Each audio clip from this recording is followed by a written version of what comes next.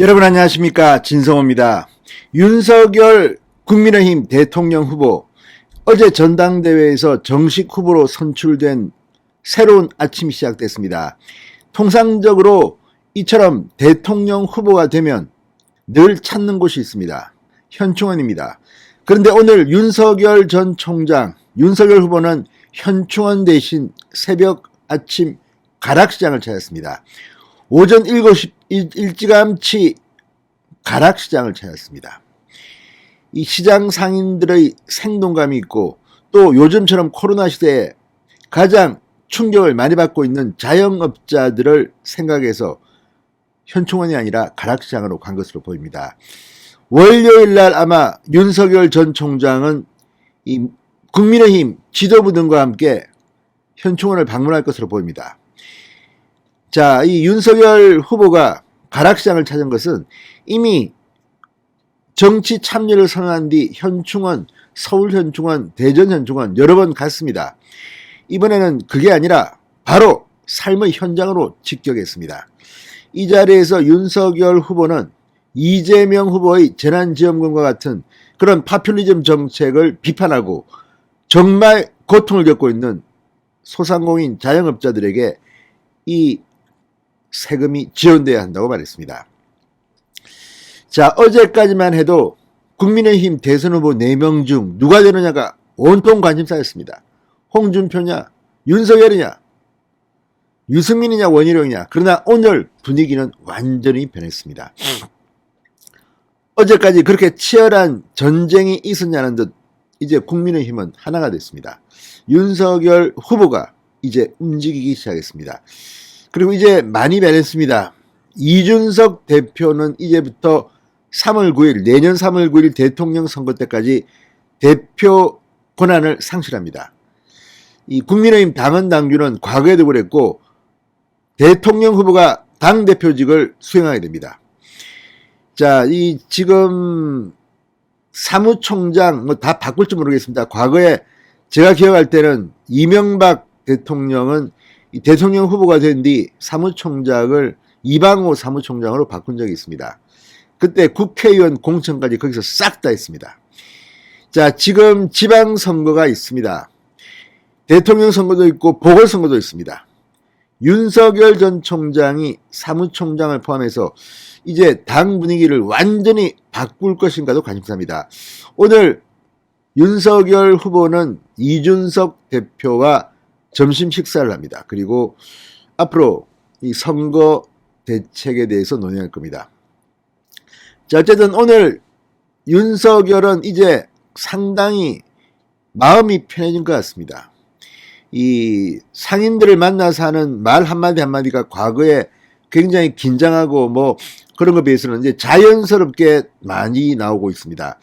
동행했던 의원이 이거 뭐 백종원이냐 뭐냐, 이거 윤석열이 제2의 백종원이냐 할 만큼 이런 시장 뭐 음식 등에 대한 상식도 많았다고 합니다.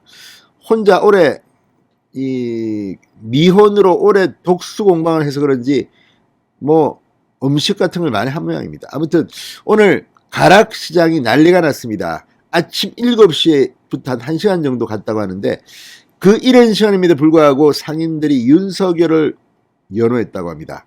진성호의 직설 시작합니다. 방송에 앞서 아직 진성호 방송의 구독자가 아니신 분은 붉은색 구독 버튼 눌러주십시오. 더 좋은 방송으로 보답하겠습니다. 윤석열 후보가 후보 선출 바로 다음날 첫 일정이 서울 송파구 가락 농수산시장, 가락 농수산시장이었다는 것은 참으로 주목될 일입니다. 통상 정치인들의 첫 일정은 현충원인데 윤석열은 파격을 시도한 겁니다. 지금 민생 현장에서 코로나로 어려움을 겪고 있는 자영업자, 소상공인들과 직접 대화를 하겠다는 의지로 풀이됩니다. 자, 윤석열 후보는 오전 7시쯤 가락시장을 찾았습니다. 가락시장은 민생 현장일 뿐 아니라 여기서 나오는 야채, 청과 또는 축산물, 수산물들을 우리 시민들이 다 사가 드신다. 소비자 시민들의 생활과도 밀접해 아침에 찾게 됐다고 했습니다. 자, 이른 아침에 상당히 많은 지지자들이 또 뛰쳐나와서 윤석열을 했습니다.